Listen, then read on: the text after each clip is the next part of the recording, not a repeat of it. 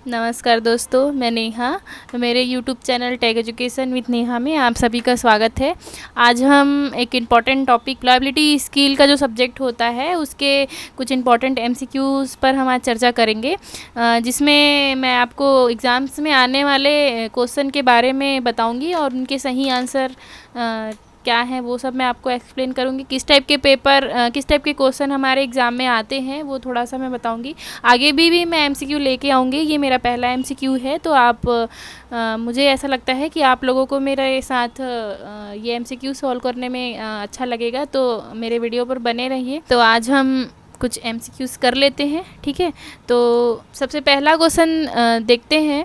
आप ये विच one of the following is the soft copy output device, मतलब इस क्वेश्चन में ये पूछ रहा है कि इनमें से कौन सा जो आउटपुट डिवाइस है जो सॉफ्ट कॉपी आउटपुट डिवाइस है। तो पहले तो हमको पता होना चाहिए आउटपुट डिवाइस क्या है, इनपुट डिवाइस क्या है। तो ये सब जानने के लिए मेरे वीडियो पर बने रहिए। तो आउटपुट डिवाइस और इनपुट डिवाइस के बारे में मैंने थोड़ा बहुत चर्चा किया है कि आउटपुट डिवाइस क्या होता है जिसमें से हमको आउटपुट प्राप्त होता है, इनपुट डिवाइस क्या होता है जिनमें से हम इनपुट दे सकते हैं। तो ये जो भी ऑप्शन दिया हुआ है इसमें ये पूछा गया है कि कौन सा सॉफ्ट कॉपी आउटपुट डिवाइस है। जैसे कि हम देख लेते हैं, मॉनिटर एक आउटपुट डिवाइस है, प्रिंटर भी एक आउटपुट डिवाइस है, प्लॉटर भी एक आउटपुट डिवाइस है, लेकिन स्कैनर एक क्या है, इनपुट डिवाइस है ना। इस पे डीप हम चर्चा वीडियो पे आगे करेंगे कि आउटपुट और इनपुट डिवाइस में कौन कौन सा क्या है, कैसा है। तो अभी इस एमसीक्यू को हम कर लेते हैं। सॉफ्ट कॉपी मतलब जो हमको सॉफ्ट रूप में मिले वो सॉफ्ट कॉपी होता है। जैसे कि हम सॉफ्ट कॉपी किसमें, प्रिंटर से हम क्या कर सकते हैं, डॉक्यूमेंट को हम प्रिंट कर लेंगे। प्लॉटर में भी क्या होगा, उसी तरीके प्रिंटर की तरह ये भी वर्क करता है, मतलब प्रिंट होके हमको हमारे हाथ में मिल रहा है, मतलब ये हार्ड कॉपी हो जाएगा। एक मॉनिटर है जिससे कि हम क्या कर सकते हैं, सॉफ्ट कॉपी हमको क्या मिल सकता है, हमारा जो भी है आउटपुट मिल सकता है। तो इस क्वेश्चन का सही आंसर हो जाएगा, इस क्वेश्चन का सही आंसर होगा मॉनिटर, ठीक है, जो कि क्या करता है, हमको सॉफ्ट कॉपी आउटपुट प्रदान करता है, ठीक है। थोड़ा सा गौर करने से हम क्वेश्चन को सॉल्व कर सकते हैं। अगर हमको ऑप्शन एकदम करेक्ट नहीं पता रहता है तो हम बाकी के जो 3 ऑप्शन रहते हैं उस पर हम चर्चा करके एक अलग से ऑप्शन को हम छांट सकते हैं कि कौन सा सही हो सकता है, ठीक है। सेकंड क्वेश्चन की ओर हम चलते हैं। Which one of the command is used close all window in operating system, मतलब कौन से कमांड के द्वारा हम जो कि विंडो के सभी कमांड को हम क्या कर सकते हैं, कमांड को क्या कर सकते हैं, बंद कर सकते हैं। तो क्लोज करने से सिर्फ एक ही कमांड बंद होगा, सारे कमांड्स नहीं होंगे।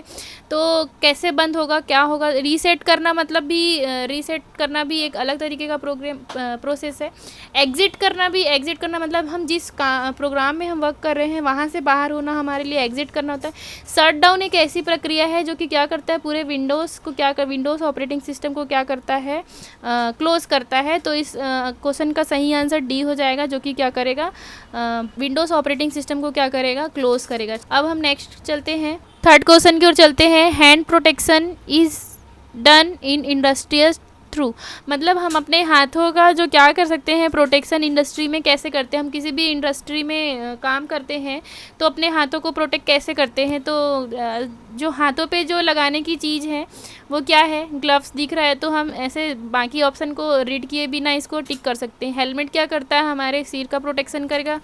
गॉगल्स हमारे आइज़ का प्रोटेक्शन करता है, और मास्क हमारे फेस का, जो नोज़ का और ये जो मुँह फेस पे लगाते हैं उसके लिए है। तो जो ग्लव्स है वो हमारे हाथों को प्रोटेक्शन देगा। तो ठीक है, इससे हम इस क्वेश्चन का आंसर क्या हो जाएगा, ग्लव्स, सी है ना। नेक्स्ट क्वेश्चन की ओर चलते हैं। द शॉर्टकट की for copy of the files, किसी भी फाइल को कॉपी करने के लिए कौन से शॉर्टकट की का यूज़ किया जाता है। तो कौन से शॉर्टकट की का यूज़ किया जाता है, कॉपी करने के लिए हम शॉर्टकट की कंट्रोल सी का यूज़ करते हैं। तो ऑप्शन बी यहाँ पर इसका सही आंसर हो जाएगा। अब हम आगे चलते हैं, पांचवें क्वेश्चन की ओर चलते हैं। Which one of the following software is used for document किसी कौन से सॉफ्टवेयर का यूज़ हम डॉक्यूमेंट के लिए करते हैं। तो MS पेंट से हम क्या करते हैं, पेंटिंग करते हैं। MS वर्ड का यूज़ हम डॉक्यूमेंट बनाने के लिए करते हैं। MS एक्सेल का यूज़ हम क्या करते हैं, स्प्रेडशीट प्रोग्राम बनाने के लिए करते हैं। मीडिया प्लेयर तो एक अलग ही चीज़ हो गया है, तो हम इसको भी ऑप्शन लगा सकते हैं। डॉक्यूमेंट के लिए हम किस सॉफ्टवेयर का यूज़ करते हैं, MS वर्ड का। तो ऑप्शन ए इसका सही आंसर हो जाएगा। नेक्स्ट क्वेश्चन की ओर हम चलते हैं। The data is stored in the hard disk S. Hard disk में डेटा कैसे स्टोर होता है, किस फॉर्म में स्टोर होता है, उसको हमको इसमें बताना है। तो इसका ऑप्शन है एनालॉग वोल्टेज में, एनालॉग वेरिएबल में, डॉट के फॉर्म में, या जीरो और 1 के फॉर्म में। तो इसमें इसका आंसर हो जाएगा जीरो और 1 के फॉर्म में जो भी डेटा है हार्ड डिस्क में वो स्टोर होता है। ठीक है, आगे चलते हैं, हम 7 क्वेश्चन की ओर चलते हैं। Spreadsheet are the save with extension. Spreadsheet मतलब होता है एक MS एक्सेल पे हम जो भी चीज़ क्रिएट करते हैं, बनाते हैं, MS एक्सेल में जो भी हम काम करते हैं तो उसको स्प्रेडशीट प्रोग्राम बोलते हैं। तो उसका जो डॉक्यूमेंट मतलब उसके जो एक्सटेंशन नेम से शायद ज़्यादा लोग वाकिफ़ ना हो, लेकिन जो नए हैं उनको मैं बता देती हूँ, या कुछ जो जानते हैं तो भी अच्छी बात है, तो उनको मैं बता देती हूँ। एक्सटेंशन नेम जैसे कि हम कोई भी चीज़ हम सेव करते हैं तो उसके बाद में उसका फॉर्मेट होता है, एक्सटेंशन नेम उसी को बोलते हैं। जैसे कि हम कोई डॉक्यूमेंट बनाते हैं, जैसे कि XYZ नाम का मैंने कोई डॉक्यूमेंट बनाया, तो उसके पीछे लिखा होता है डॉट करके, कुछ ऐसा लिखा होता है, उसका फॉर्मेट किस टाइप का है वो है, तो उसको क्या बोलते हैं, उसका एक्सटेंशन। जैसे कि डॉट डॉक्यूमेंट का है तो .do से लिखाता है, स्प्रेडशीट का है तो क्या लिखाएगा, ये जैसे कोई भी फाइल अगर हमारा PDF फॉर्मेट में रहता है तो .pdf लिखाता है। और जैसे कि हम कोई प्रेजेंटेशन तैयार करते हैं तो उसके फाइल के बाद में .ppt करके लिखा होता है। तो वैसे ही पूछ रहा है स्प्रेडशीट में जो एक्सटेंशन क्या होता है, तो स्प्रेडशीट में एक्सटेंशन होता है .xls। अच्छा, एक चीज़ इसमें एक बता देती हूँ, 2007 वर्ज़न या उसके आगे के जो वर्ज़न हैं उनके एक्सटेंशन नेम में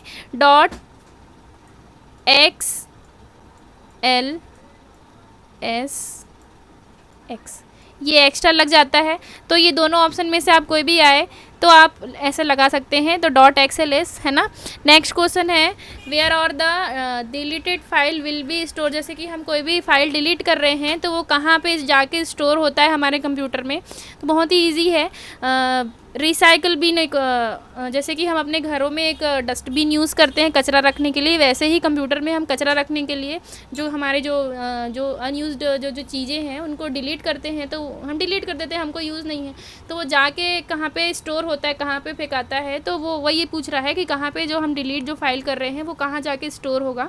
तो रिसाइकल बिन एक होता है जिसमें हम जो भी चीज़ हम डिलीट करते हैं वो वहाँ जाकर स्टोर होता है। ठीक है, नेक्स्ट के क्वेश्चन में हम चलते हैं 9 नंबर के क्वेश्चन में। Production work ... due to strike और लॉकडाउन। जब कोई भी स्ट्राइक हो जाता है या कुछ चीज़ें जो बंद हो जाती है, जैसे कि अभी तो कोरोना काल का जो समय चल रहा था उसमें तो ये बहुत से लोगों ने फेस किया है कि बहुत सारे कारखाने बंद हो गए, मतलब पूरा काम ही सारा चीज़ बंद हो गया था, सब अपने घरों में कैद हो गए थे। तो यही इसमें पूछा जा रहा है कि जब स्ट्राइक हो जाता है तो प्रोडक्शन वर्क में क्या होता है, क्या उस पर इफ़ेक्ट पड़ता है, उसको हमको बताना है। क्या कॉस्ट बढ़ेगा, काम नहीं होगा तो कॉस्ट कैसे बढ़ेगा, है ना। पैनिक इंक्रीज़ ये भी नहीं होगा। ठीक है, देखो जब प्रोडक्शन वर्क पे जब स्ट्राइक हो जाता है तो क्या हो जाता है, उसका जो प्रोडक्शन है वो स्टॉप हो जाता है, तो इसमें स्टॉप प्रोडक्शन इसका आंसर होगा। ऑप्शन डी इसका सही आंसर है। नेक्स्ट क्वेश्चन में हम चलते हैं 10th क्वेश्चन में। Communication is the act of the transmitting and receiving. Communication में हम क्या चीज़ ट्रांसमिट करते हैं और क्या चीज़ हम रिसीव करते हैं, ये हमको पूछ रहे हैं। मनी तो हम कम्युनिकेशन के थ्रू ट्रांसमिट और रिसीव नहीं करते हैं। न्यूज़ में भी क्या होता है, न्यूज़ के थ्रू भी कम्युनिकेशन हम नहीं करते। न्यूज़ एक ऐसा चीज़ है जो सामने वाला बोलते रहता है, हम सुनते रहते हैं। कम्युनिकेशन क्या होता है, दो लोग आपस में बैठ के क्या करें, बातचीत करें, उसको हम क्या बोलते हैं, कम्युनिकेशन बोलते हैं। तो कम्युनिकेशन के थ्रू क्या चीज़ का ट्रांसमिशन, क्या चीज़ का आदान प्रदान होता है, तो प्रॉपर्टी का भी आदान प्रदान कम्युनिकेशन में नहीं होगा। इन्फॉर्मेशन का आदान प्रदान कम्युनिकेशन के थ्रू होता है। जैसे हम कोई अपनी बातें किसी सामने में रखेंगे, वो उसको सुनेगा और उस पर क्या करता है, प्रतिक्रिया देता है, ये सब जो क्रिया होती है उसको कम्युनिकेशन बोलते हैं। तो इसका सही आंसर हो जाएगा ऑप्शन डी। नेक्स्ट क्वेश्चन पे हम चलते हैं, question 11। The communication used by dog bye barking is, जो डॉग होते हैं, जो कुत्ते होते हैं, अपने कम्युनिकेशन में किस टाइप का क्या चीज़ यूज़ करते हैं। जैसे कम्युनिकेशन के भी बहुत सारे प्रकार होते हैं, हम बातचीत करके भी कम्युनिकेशन कर सकते हैं, इशारों से भी बात कर सकते हैं ना, फेस एक्सप्रेशन से भी हम बातचीत कर सकते हैं, बॉडी लैंग्वेज से भी कर सकते हैं। तो कुत्ते जनरली कैसे बात करते हैं, हमको यही पता है कि कुत्ते भौंकते हैं और अपने जो भी आपस में कम्युनिकेट करते हैं, तो भौंकते हैं तो किसका यूज़ करते हैं, साउंड का यूज़ करते हैं। तो इसका ऑप्शन ए सही आंसर हो जाएगा। ठीक है, नेक्स्ट क्वेश्चन हम 12वें क्वेश्चन पे चलते हैं। Which one of the following is the written communication, इन दिए गए में से कौन सा एक रिटन कम्युनिकेशन का क्या है एग्जाम्पल है। तो स्पीच मतलब कि बोलना है ना, तो वो तो हम ओरल कर रहे हैं तो ये रिटर्न में नहीं आएगा। डिस्कशन करना भी मतलब हम आपस में 2-4 लोग बैठ के किसी टॉपिक को लेके डिस्कस कर रहे हैं, तो ये भी एक बोलना चाहिए, ये रिटर्न में नहीं आएगा। प्रेजेंटेशन भी रिटर्न कम्युनिकेशन में नहीं आएगा। रिपोर्ट बनाना, रिपोर्ट हमको देना, रिपोर्ट को देना, ये क्योंकि हम किसी भी चीज़ का रिपोर्ट देंगे तो हम लिखित तौर पे ही देंगे, तो इसका सही आंसर हो जाएगा option D, report. Next question पे हम चलते हैं। Which are among the following field not include in your job resume. जैसे हम जॉब के लिए एक रिज्यूम बनाते हैं, रिज्यूम बनाना मतलब क्या होता है, अपना बायोडाटा तैयार करना। तो उसमें कौन सा जो फील्ड है वो, इसमें हम जब बायोडाटा बनाते हैं, अपना रिज्यूम तैयार करते हैं, तो कौन से फील्ड को हम उसमें इंक्लूड नहीं करते हैं अपने रिज्यूम में, वो इसमें पूछा गया है। अपना नाम तो हम डालेंगे, अपना एड्रेस भी हम डालेंगे, your reading habit, your qualification डालना भी ज़रूरी है, क्योंकि हम कहीं भी जॉब के लिए अप्लाई करेंगे, रिज्यूम बनाएंगे तो हमारा क्वालिफ़िकेशन बताना हमको ज़रूरी। लेकिन हम क्या खा रहे हैं, हमको क्या पसंद है ईटिंग हैबिट में, वो सब इंक्लूड करना ज़रूरी नहीं होता है। तो इसका आंसर हो जाएगा option B, your eating habit. इसको इंक्लूड करना हमारे रिज्यूम में ज़रूरी नहीं होता है। ठीक है, नेक्स्ट है 14 question. Which of the following is the long term goal, मतलब इनमें से जो दिया गया जो भी है उसमें से कौन लॉन्ग टर्म गोल है, मतलब कि लंबे समय तक चलने वाली प्रक्रिया है। स्टडी फॉर एग्ज़ाम के लिए हम ज़्यादा से ज़्यादा एग्ज़ाम डेट आएगा तो हम 1 महीना 2 महीना ही पढ़ेंगे। ठीक है, become a manager in a big company. देखो किसी भी कंपनी में हमको मैनेजर बनना है तो उसके लिए एक बहुत समय की ज़रूरत पड़ेगी। हम पहले एक छोटे से एम्प्लॉई बनेंगे, फिर अपने काम से हमको प्रमोशन मिलते जाएगा और धीरे धीरे हम मैनेजर के पोस्ट तक आएंगे। ठीक है, कंप्लीट द गिवन होमवर्क जो मिलेगा वो 1 दिन का काम है, 1 दिन का, ये 1 घंटे का, ये 2 घंटे का काम है। कंप्लीट डिप्लोमा कोर्स, कोई भी कोर्स होता है उसका भी एक लिमिट टाइम होता है। जैसे किसी 1 ईयर का भी डिप्लोमा कोर्स होता है, 2 ईयर का भी डिप्लोमा कोर्स होता है और 3 ईयर का भी डिप्लोमा कोर्स होता है। तो ये भी एक लंबा टर्म नहीं है। तो लॉन्ग टर्म कौन सा है, ऑप्शन बी।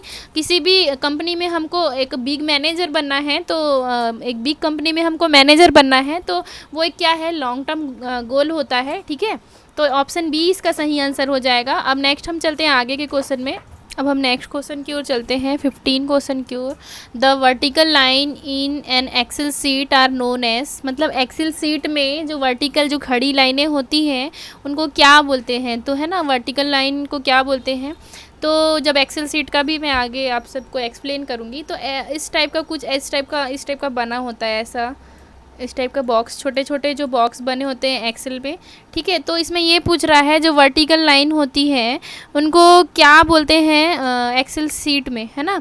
तो ये वाली जो लाइनें हैं इनको क्या बोलते हैं, तो उनको हम क्या बोलते हैं, कॉलम बोलते हैं। ठीक है, और तो इसका सही आंसर हो जाएगा बी। जो हॉरिजॉन्टल लाइन होती है उनको हम क्या बोलते हैं, रो बोलते हैं। पर अभी यहाँ पे वर्टिकल लाइन के बारे में पूछा गया है तो इसका सही आंसर हो जाएगा कॉलम।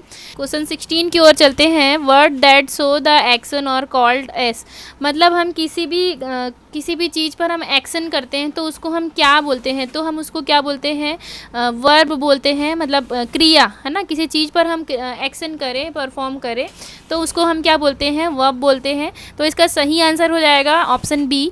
ठीक है, तो मुझे ऐसा लगता है दोस्तों कि आपको मेरे जो ये एमसीक्यू का जो सेशन है वो पसंद आया होगा। आगे भी मैं ऐसे एमसीक्यूज़ सारे सब्जेक्ट्स का लेके आऊँगी और मेरे साथ बने रहिए। अगर मेरा वीडियो पसंद आ रहा हो तो लाइक्स और सब्सक्राइब ज़रूर कीजिए और अपने दोस्तों के साथ शेयर ज़रूर कीजिए। और कोई भी आपको डाउट या परेशानी हो या कुछ भी आपको चीज़ें समझ में नहीं आई हो तो मुझे कमेंट सेक्शन पे कमेंट करके बता सकते हैं। आगे के वीडियो के लिए मेरे साथ बने रहिए दोस्तों, धन्यवाद।